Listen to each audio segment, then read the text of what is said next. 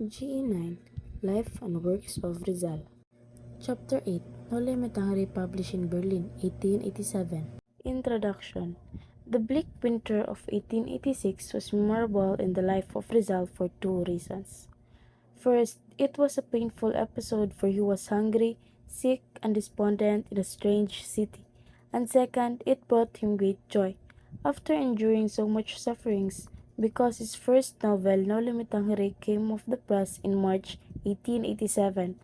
Like legendary Santa Claus, Dr. Maximo Viola, his friend from Bulacan, arrived in Berlin at the height of his despondency and loaned him the needed funds to publish the novel. Idea of writing a novel on the Philippines. Dr. Rizal was inspired by his reading of Harriet Beecher Stowe's Uncle Tom's Cabin to prepare a novel that would depict the miseries of his people under the lash of Spanish tyrants, which portrays the brutalities of American slave owners and the pathetic conditions of the unfortunate Negro slaves. After he read the novel, he had an inspiration to write his own novel with the same topic to expose Spanish colonial abuse in print. Beecher Stowe's novel describes black slavery abuse done by white men.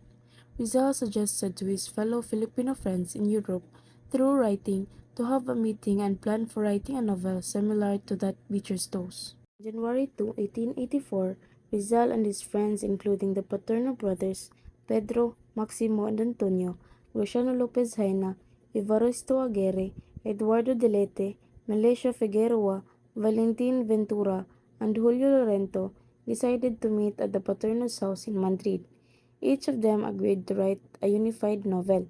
Suddenly, when the writing began, most of them wanted to change the topic from Spanish abuse to some who related to women.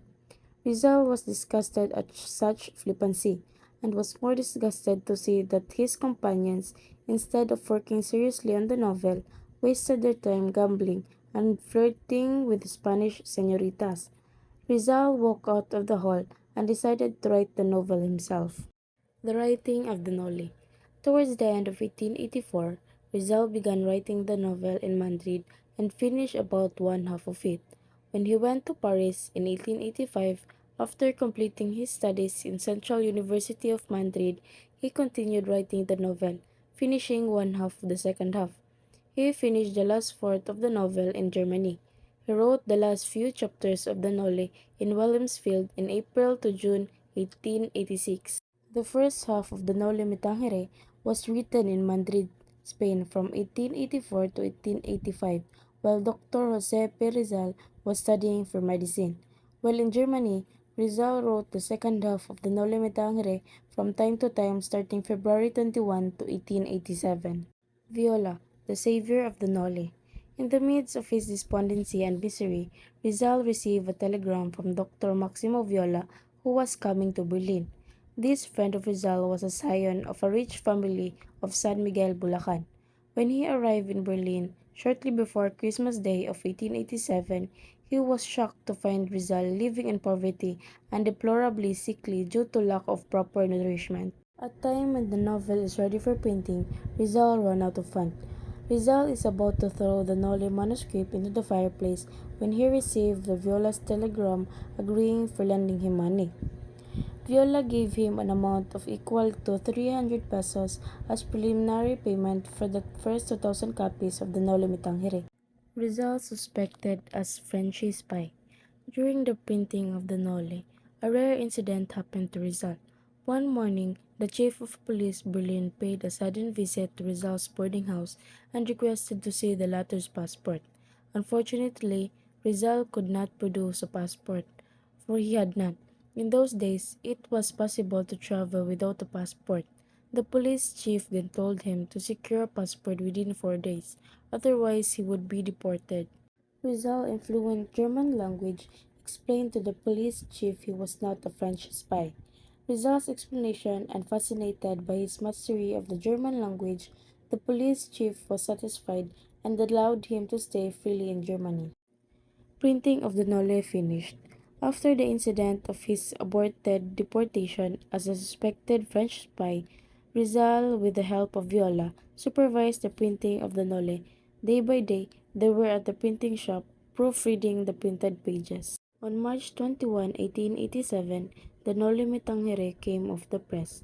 Rizal immediately sent the first copies of the printed novel to his intimate friends, including Blumentritt, Dr. Antonio Maria Regidor, J. Lopez Haina, Mariano Ponce, and Felix R. Hidalgo. On March 29, 1887, Rizal, in token of his appreciation and gratitude, gave Viola the galley proofs of the Noli, carefully rolled around the pen that he used for writing it. The title of the novel. The title Noli Me Tangere is a Latin phrase which means touch me not.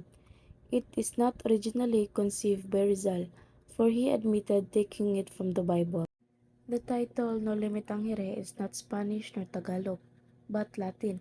Rizal, in his letter to his friend and Czech scientist Ferdinand Blumentritt, admitted that he obtained the title from the Bible.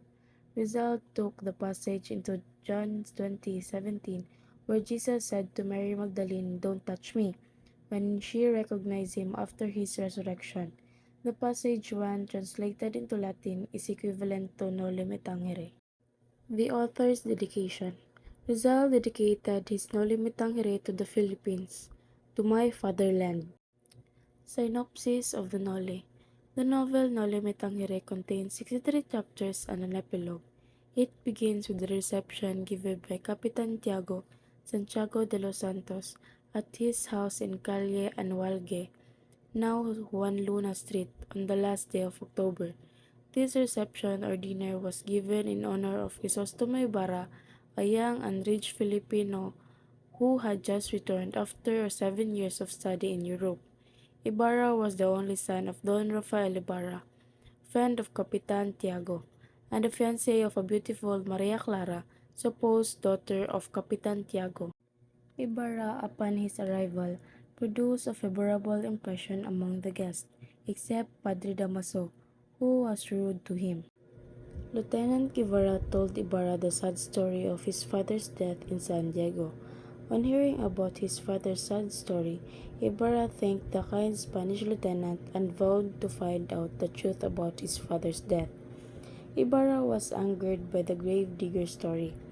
In his town, Ibarra met several interesting people, such as the wise old man, Tasio the philosopher, whose ideas were too advanced for his times, so that the people who could not understand him called him Tasio the lunatic. The most tragic story in the novel is the tale of Sisa, who was formerly a rich girl but became poor because she married a gambler and a wastrel at that.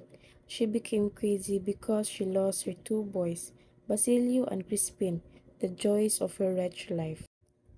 These boys were sacristanes or sextons in the church, working for a small wage to support their poor mother.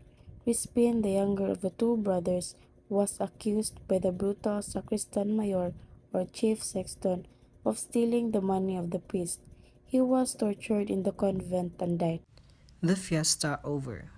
Maria Clara became ill.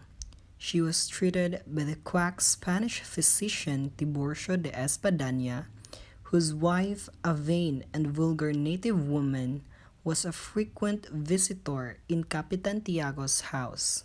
This woman had hallucinations of being a superior Castilian, and although a native herself, she looked down on her own people as inferior beings. She added another death to her husband's surname in order to be more Spanish.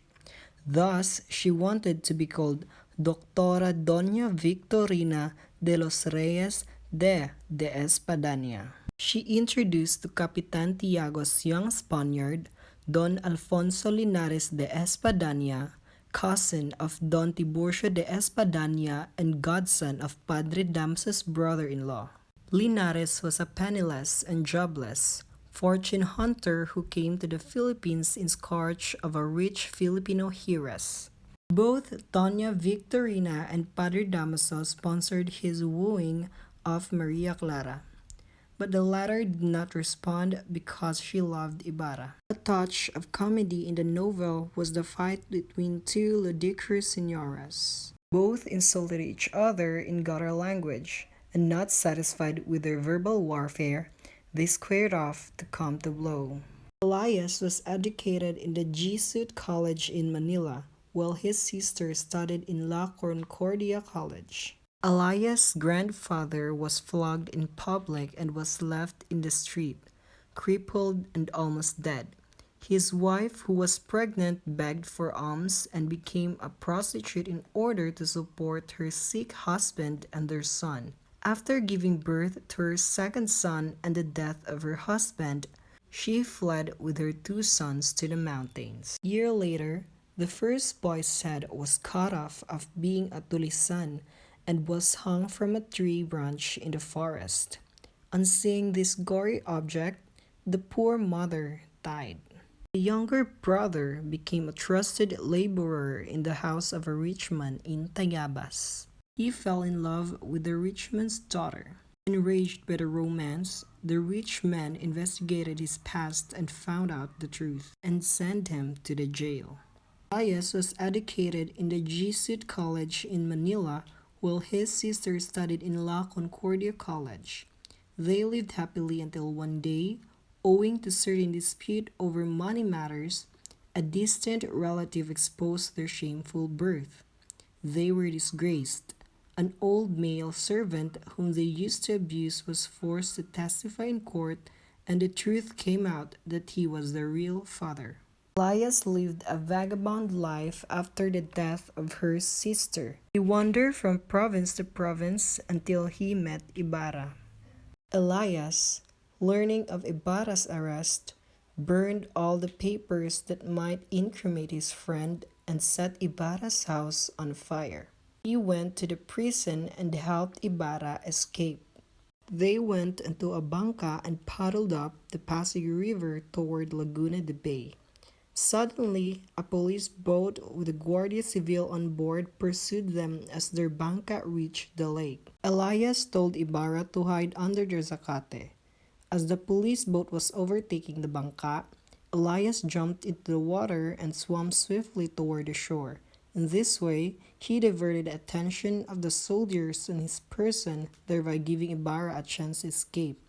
The soldiers fired at the swimming Elias, who was hit and sank. Elias was seriously wounded, reached the shore, and staggered into the forest. He met a boy, Basilio, who was weeping over his mother's dead body. He told Basilio to make a pyre on which their bodies, his and Sisa's, were to be burned to ashes. It was Christmas Eve, and the moon gleamed softly in the sky. Basilio prepared a funeral pyre. As life's breath slowly left his body, Elias looked toward the east and murmured, "I died without seeing the dawn brighten over my native land. You who have it to see, welcome it, and forget not those who have fallen during the night." These are the epilogues which recounts what happened to the other characters. First is Maria Clara. Out of her loyalty to the memory of Ibarra, the man she truly loved entered the Santa Clara nunnery. Second, Padre Salvi left the parish of San Diego and became a chaplain of the nunnery. Third, Padre Damaso was transferred to a remote province, but the next morning he was found dead in his bedroom.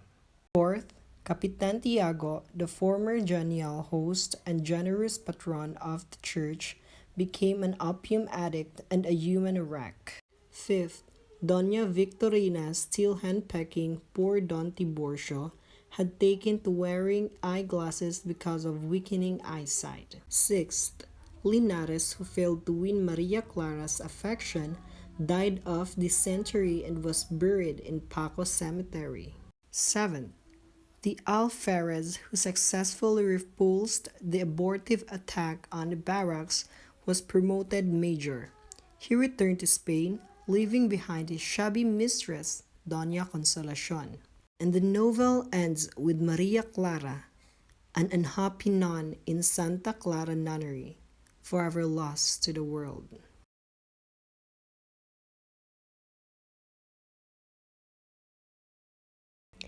This particular chapter on Elias and Salome was deleted by Rizal so that it was not included in the printed novel.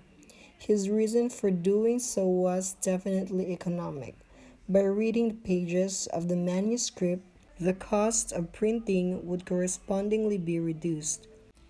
This chapter revolves around Salome waits desperately for Elias, thinking that he would pass by the water any time soon. Elias, however, is nowhere to be seen because he is in fact hiding from the authorities who are currently patrolling the lake.